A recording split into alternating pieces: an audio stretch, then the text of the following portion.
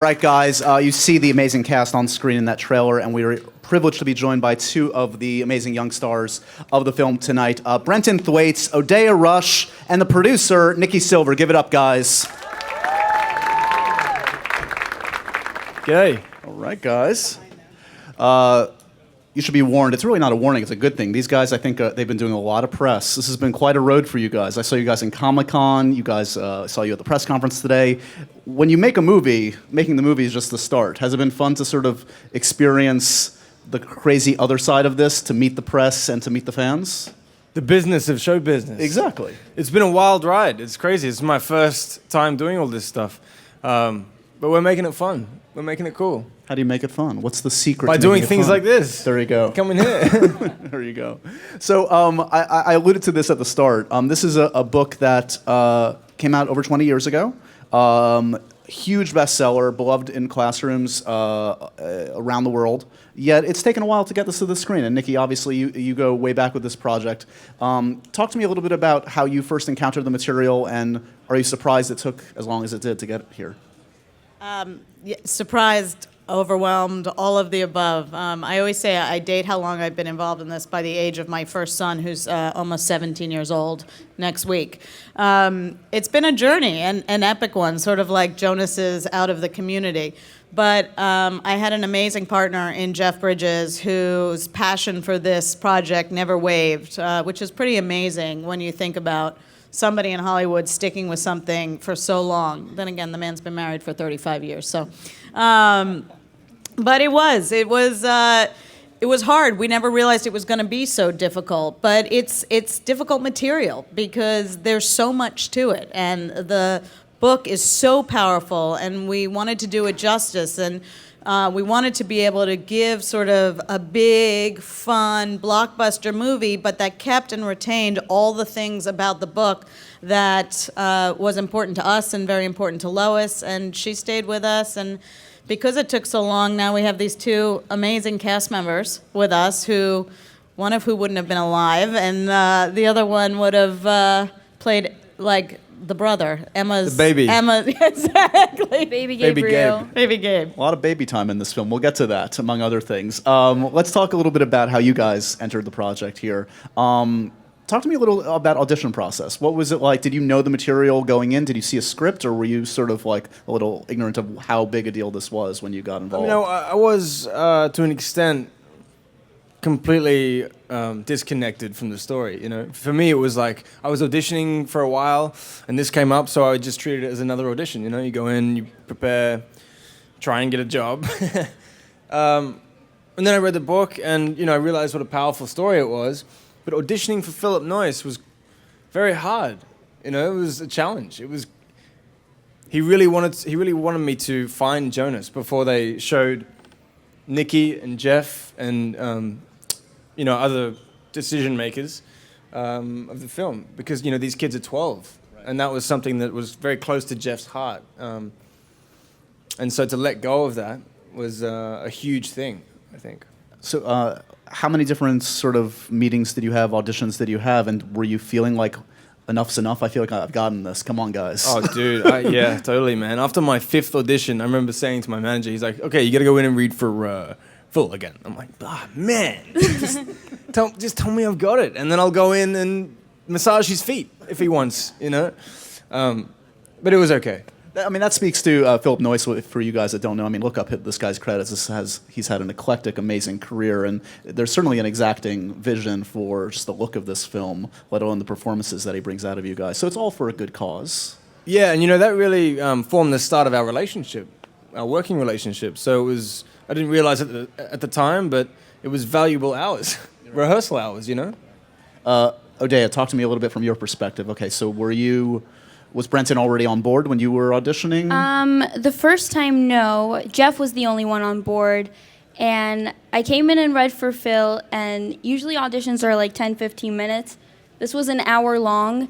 And then at the end, he was just like, good, and just kind of like dismissed me. And I was like, oh my God, I'm never coming back here. I would never think that I would even get a call back or that he even liked me. And then I got called back 5 more times.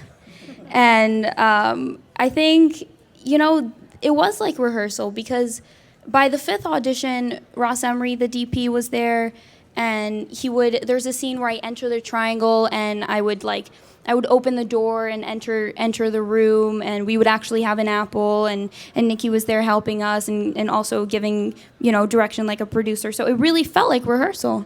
We brought the DP in to light you perfectly Yeah. for that last Yeah, last thanks audition. for that. You should tell them about when you broke the wall of the casting room. Do tell. What happened? Everyone thinks I broke the wall of the I have a casting office. picture that tells the story. But the truth is, everyone, for the record, Asher and Jonas have a fight scene. And Philip would say, I would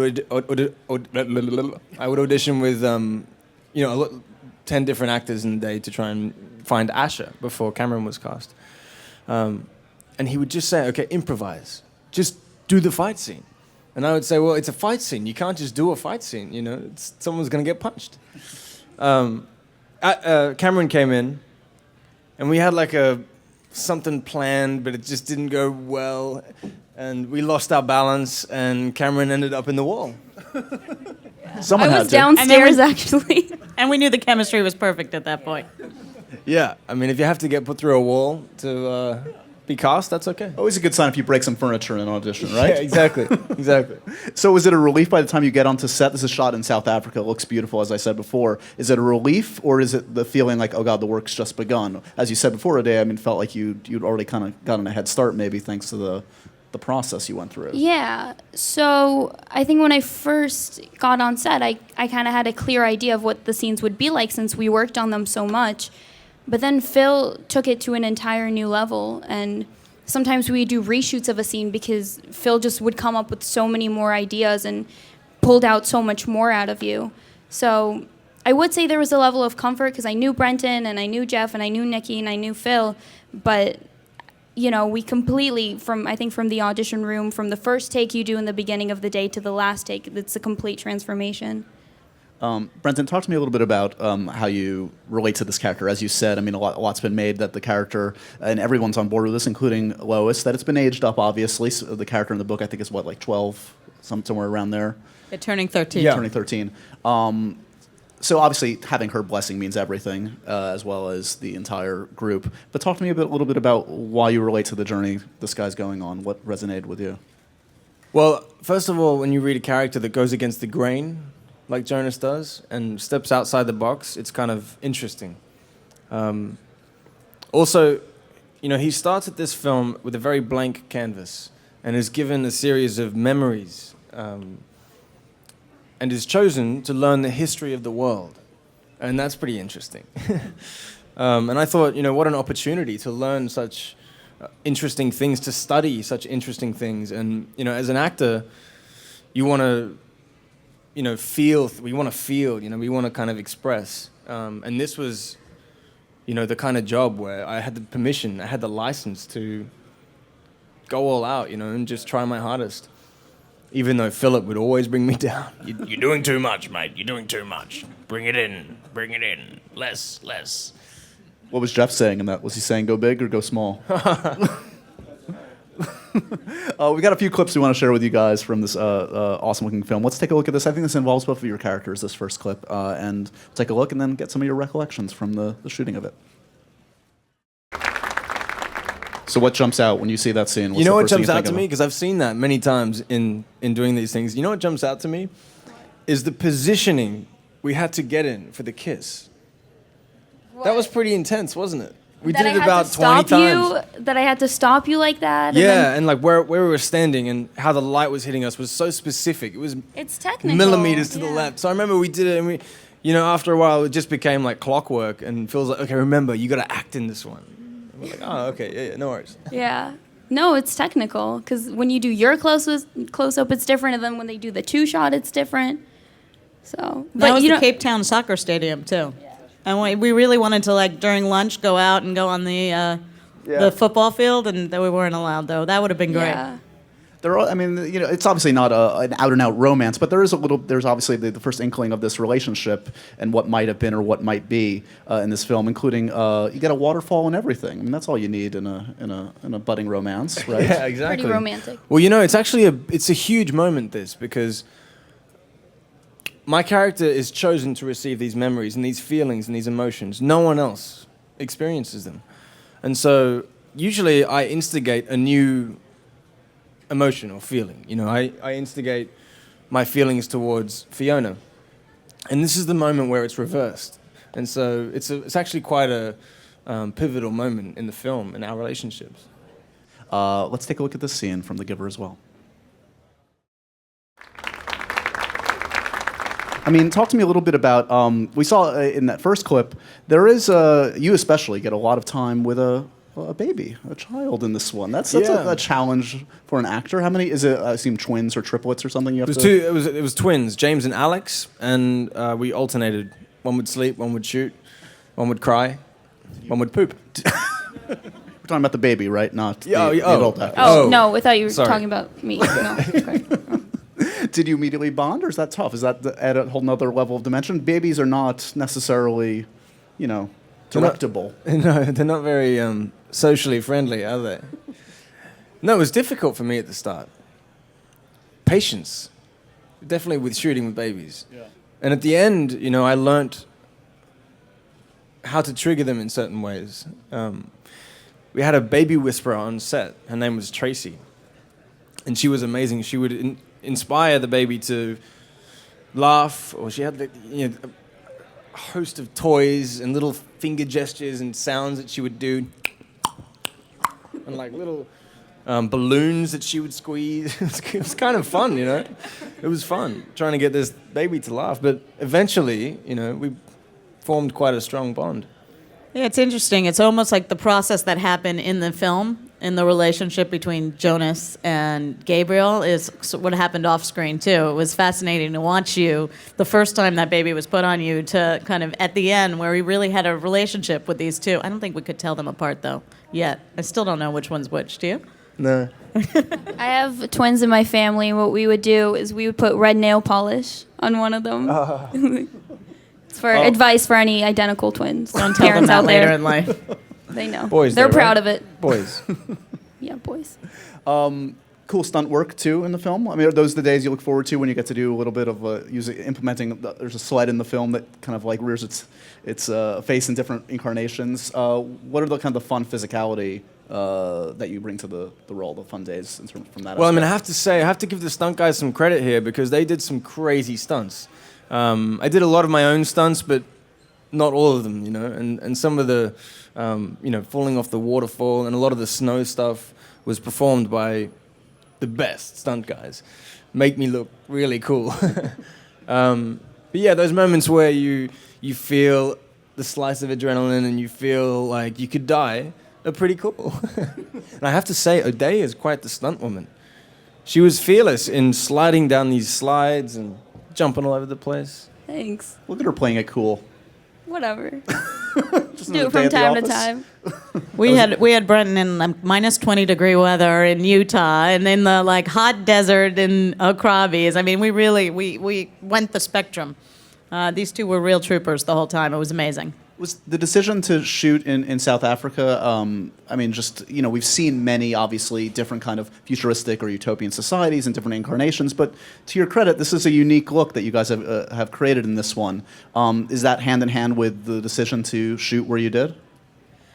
Partially. I think the landscape and things like that. South Africa offered us a wide range of looks and opportunities, but a lot of the look of the community goes to Ed Varro, our production designer, who really just did an incredible job in creating this world. I mean, the other day Lois said, it wasn't what I thought about at first, but now that's what I think the Giver community looks like, and that was huge praise for him.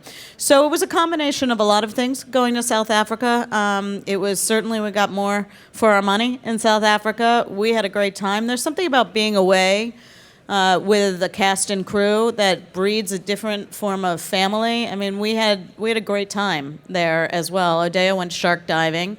Brenton used to play music with Jeff and Cameron, and Odeya would sing. So, part of was being away. We were a long way from home. So really, at a certain point, we only had each other, and it comes through. in the spirit of the theme of the movie, a society that tries to dispense with any and all memories of the past. Is there any memory of the making of this film that you would gladly flush from your brain, or is it all good? Any of those sharks? I like the sharks. That's a good memory. When I almost got frostbite, I would gladly throw that memory away. I'd throw that one away too. That day was pretty intense. Yeah. If we do have do we have that clip? Great. I do want to see the work of Meryl and Jeff. I'm saying their first names because we're close friends now. But let's take a look at their amazing work in this film. I will tell you, that day was probably the day I remember most. There are 2 days that I remember most. One was the first day that we shot Brenton and walking into that amazing set, and it was exactly what I imagined when I had read the book, and you walking down those stairs and opening the door, and Jeff being at the bottom saying, "Books, your books." But Whoa. that day was, it was like a master class. I mean, we were sitting behind the monitors watching these two actors who they're the greatest actors of our generation, and they'd never acted together. And they were just sitting there, and all of us were speechless. It was remarkable. I mean, the funny thing is, especially, Jeff, I know just from interviewing him myself and seeing him in interviews, he's such a disarming presence, even despite the gravitas that he brings to a role when it demands it. You obviously share a lot of one-on-one time with him in this film. I mean, I don't know, how would you describe what a working relationship is with Jeff Bridges? What does he bring to a scene that makes you a better actor? Well, I have to say, as Nikki just said, it was like a masterclass every day. And my character learns these emotions. Jeff gives me, a string of emotions, memories that inspire my journey. And it was really like that on set. The parallels were insane. I was very scared, nervous, anxious, worried, about, am I going to be good? Am I going to be, is he going to like me? All these ridiculous things that you think you don't want to think of, but it's just natural. They just come up, But he was very giving. I mean, I have to say, that's kind of pathetic, seeing as though the movie is The Giver. But he was very nice, very friendly, and very open, encouraging me to try different things, to be impulsive in the moment. And I found it quite easy to tap into Jeff once Philip called action. He's always right there. As if the cast wasn't insane enough, we haven't even mentioned that this marks an important turning point for Taylor Swift, and that she makes an appearance in this film, her most sizable role to date, in a key role as Rosemary. What's the best perk of having an icon like Taylor Swift and getting to mix it up with her? I know, Odeya, you've described the relationship with her as kind of a big sister to you. Yeah, she's so sweet and I think so amazing in this part, and she jumps in and she can do anything. I feel like she's so open, and I didn't work with her, but I think from watching her, it just proved to me that she's capable of anything, and just from hearing Jeff speak about her, the fact that she came into this completely open, completely willing, not afraid to fail, and that's what Jeff encourages to do. We'll turn this over to your amazing questions in a second, but just the last thing I want to ask, Lois Lowry, obviously the gifted author behind this, fully in support of this movie. She was at the press conference today. Did she ever choose to come on set? Was she a resource to you guys at all, or did you decide? She was with us through the whole process, and once you tell Philip Noyce that you can email him, he'll 17 times a day he would send her a little note. What should be on Jonas's wall? What should Fiona be wearing? What length should their hair be? So she really was intimately involved and has been a really huge supporter. And she was the one who said to us as we started adapting this, stay true to the spirit of my novel. Make sure the themes, all the things that are important. And I was just with her, actually, and she saw the final film last night at the premiere, and she gave a statement and did an interview, a post-interview for us, and said, I was so overwhelmed because I truly think this is a beautiful film. So as far as I'm concerned, that's the highest praise I can Have. Mission accomplished, definitely. All right, guys, ready for your questions? I think there's a mic or two maybe rolling around. Hey guys, my name is Hi. Ryan. I was going to ask you, Brenton, coming from Yeah. Australia, how was it with your first American project trying to lose that accent, or was it training growing up in Australia that allowed you to easily transition into a neutral American accent? Exactly that. It's just practice, man. This wasn't my first one. There's a lot of other ones you haven't heard about, or maybe you have heard about. But you know, it's just practice. There's no real trick to it. In Australia, we grow up with all these movies as well. I've got my buddy traveling with me at the moment from Australia, and he was saying it's kind of like he knows New York. He feels familiar in New York because we've seen so many movies, so many American movies. And us Aussies like to imitate people and make fun of people, so, it's easy to tap into. Is that how I sound? Oh my God. Hey, Brenton, how was it shooting The Giver? Oh, I retire. Yeah, This but- is it. How was it like yesterday at the premiere to see all those fans there that turned out for you? Like, what did you feel? How was it overwhelming or? It was overwhelming. Yeah. Because there was such a huge turnout and they were all like screaming, "Oh, Odeya, Brenton," and stuff. Yeah, I just remember after everybody screaming and then getting out there and there were so many lights, and by the time I got to the interviews, I just felt dizzy because there were just so many people calling your name it is overwhelming. I wasn't used to it. But it's exciting at the same time because you see how many people love this story and connect to this story and are excited about this story. So that makes you feel really good.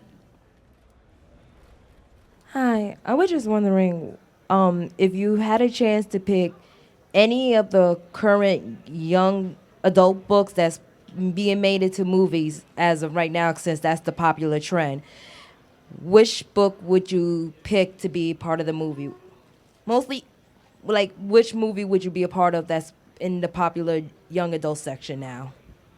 The Giver. Well, yeah.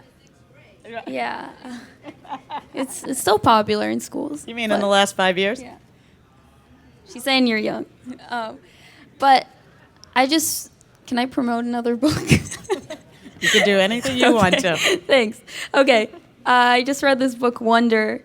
Oh, that's a great book. It's such a good It's book. such And a there's a great book. part for me in it. And I really hope they make the movie. They're going to make that movie. You should I buy the know. rights and cast her in it. Yeah. I'm just saying right now, I'll do it. We're pretty much halfway to a Go project right here, Yeah, right now. on Apple. Hi. My question's for Nikki, actually. What's it like being a producer when you get to do great films like this? Like, what's your specific, what pops out at films or things like that you choose to follow along for so many years in films? This book haunted me from the day I read it. My background actually is I come out of children's television. I produced Reading Rainbow for about 15 years. So, thank you.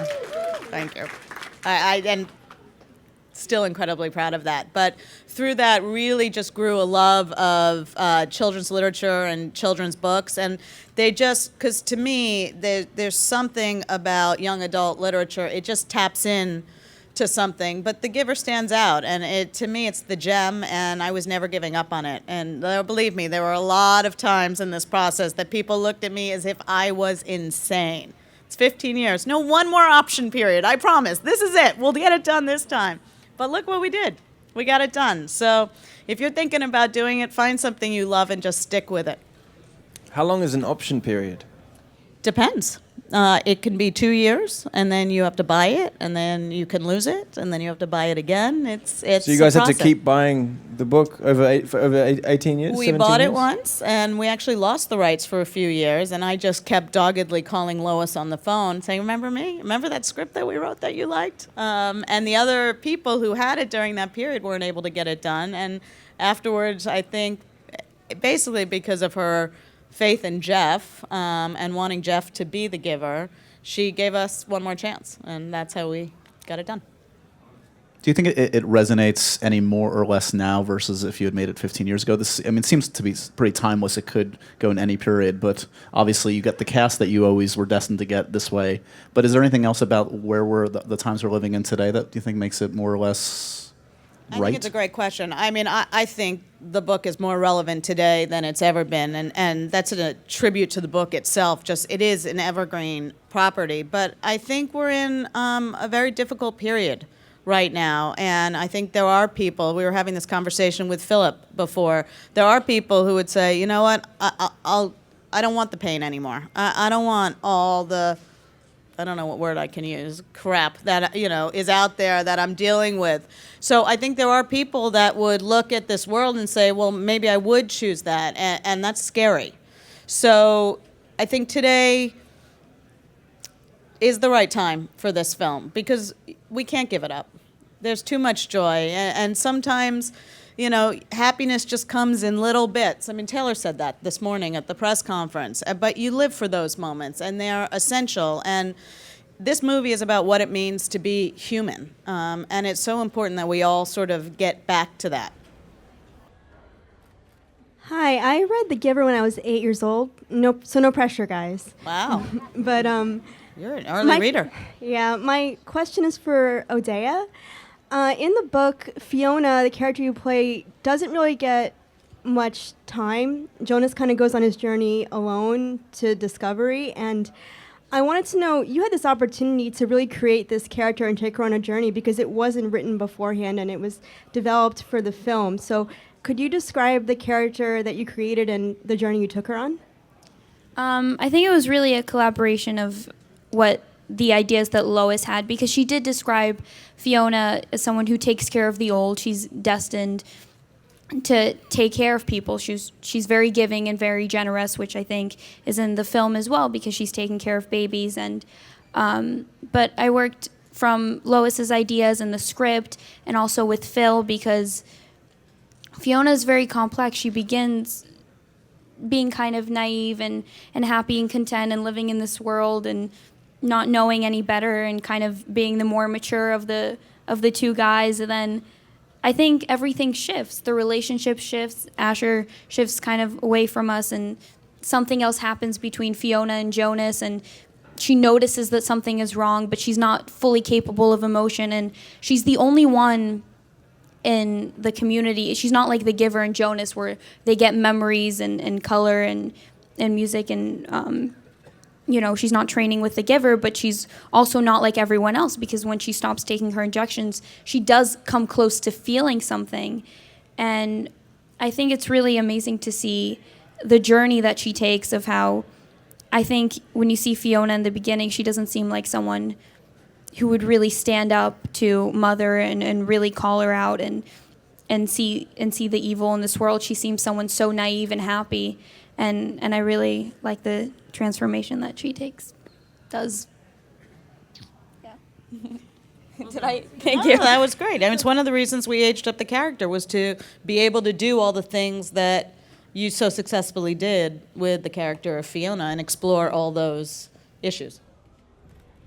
Hi, my question's for Nikki. So what aspects of the novel did you find most difficult to adapt into the movie, and what factored into your decisions to either overcome those challenges or just simply omit the details altogether?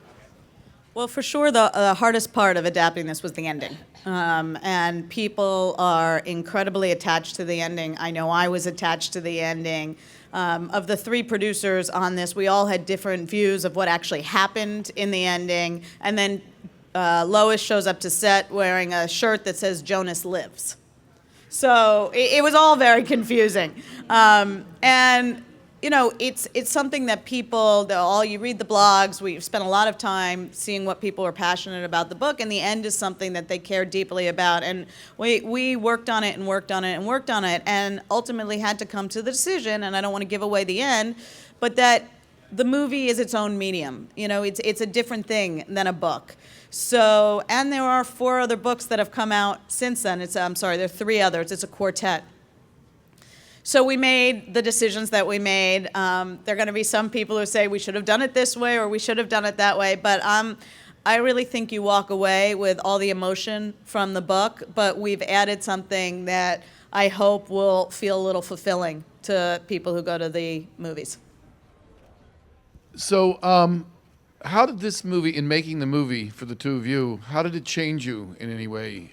What did, in terms of the ideas of the film, did it make you think about issues that you hadn't considered before and now have integrated them into your own life? Okay.